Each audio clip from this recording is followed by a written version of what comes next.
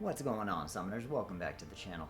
Today we're going to be talking about leveling up quickly, what to do and what not to do. I have made some very good what not to do's because I made those mistakes personally myself. Now, number one, let's list them off. Number one, in the first week of playing Summoner's War, you want to figure out which team that you enjoy. You're going to get a good amount of free summons, and it is my recommendation, probably not going to like this one, but if you're going to be a budget or free-to-play player, stay away from the legendaries.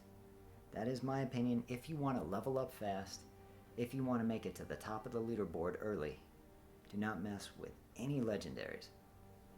Now, when you're first practicing your team, throw some legendaries in there. They do start off at level 7, so they are very powerful. But we cannot request legendaries, and heck, we can't request epics. So far, we are up to 8,956 power on our deck. Let me see what's being requested.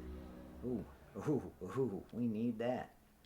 So very important, once you've discovered the 8 cards that you really enjoy, you think to yourself, I can play these cards for a very long time.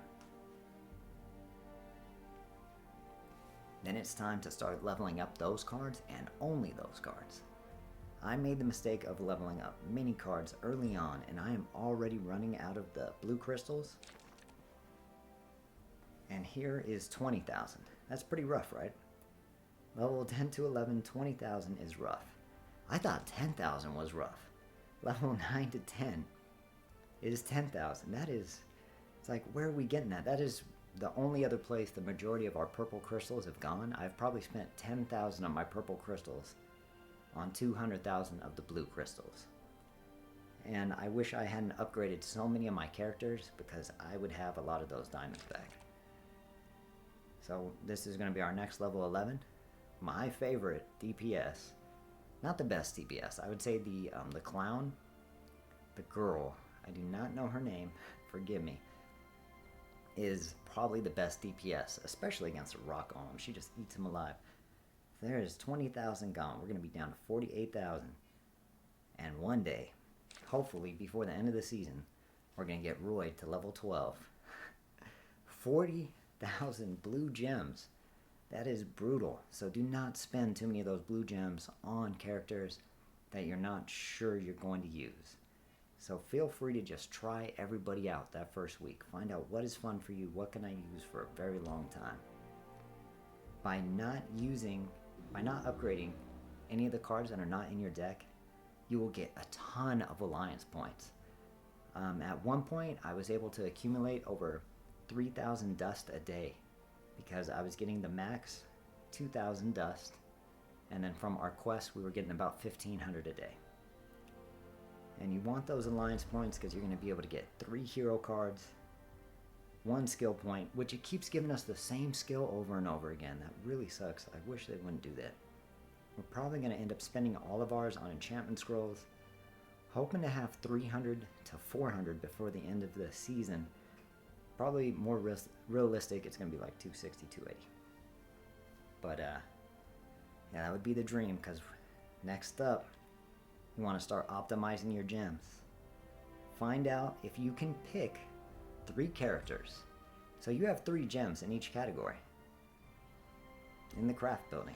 If you can find a group of characters that all need guard, blade, or will, that is perfect. You want to only have to summon 1 group of gems, because it's going to make it easier for you to make the optimal set. I use energy, fatal, and swift. And all my characters use these gems. They all are HP based, damage based, and characters that I need to use a little less energy on the first time they activate their move. So this works out perfect. But if you can find a team that only needs one category of gems, you're going to be living the good life, as opposed to somebody who has to pick and try to make sets from all 3 of these, and even worse, all 4. When we finally become level 11, probably like in 6 months. So next up, the biggest mistake I made, and I hope you don't make this mistake, fam. And if you do, hey, we're in it together. Do not use any of your enchantment scrolls on green. And honestly, if you want to make the best choice for the long haul, just wait for legendary gems. Don't make the mistake I made. Endless amounts of resources, grinding out those scrolls to upgrade. This is not a good example. Yeah, I'll show you. Right here, all of these gems that have been upgraded. We've probably wasted on, because we wasted them on everything. We've probably wasted about 400, and I hate to think maybe 500 scrolls. Huge mistake. Just wait for level 9. It's going to take a bit longer. It's going to be rough knowing that you possibly lost a battle, because if you just had a little bit of a gem edge, you would have won. But we're not trying to win the battle, fam. We're trying to win the war. We're trying to get to the top 100 on the ladder. So we got to think about tomorrow and not today. And it's rough. It's rough looking back and noticing I wasted endless dust and endless scrolls. So that is it. That is pretty much all there is to leveling fast. Don't spend your diamonds on summoning. That is the only thing that is left. Focus on building your perfect arena tent, your perfect arena team. You can get 10 cards. I've had it where it's been up to 4 epics. That is 100 diamonds, 4 epics. I don't remember what the rest of the cards were. You know what? I'm going to post that at the end of the video. I'm going to find it. I've recorded every single 10 chest I've ever gotten, and I will post that one at the end of this video. But that is potentially 4 epics for 100 diamonds, as opposed to pulling 1 for 270, and most of the time, at least in my experience, not getting what you need. Now I think that's all I got for today.